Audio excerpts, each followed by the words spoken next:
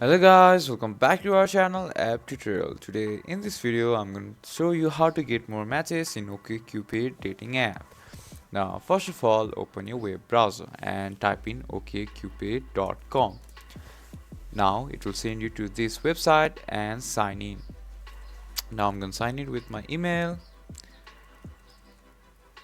and type in my password.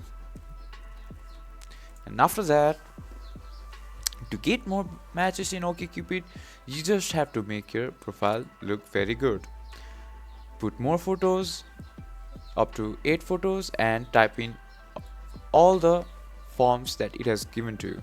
About me, aspirations, talent, your traits, needs, and hobbies too. So I'm gonna fill out the rest of the form with something like this and something like this, saying a perfect day.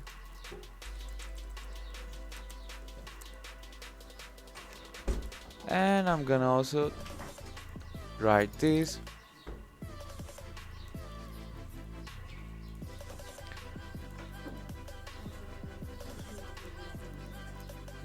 And also I'm gonna fill out this. Now you need to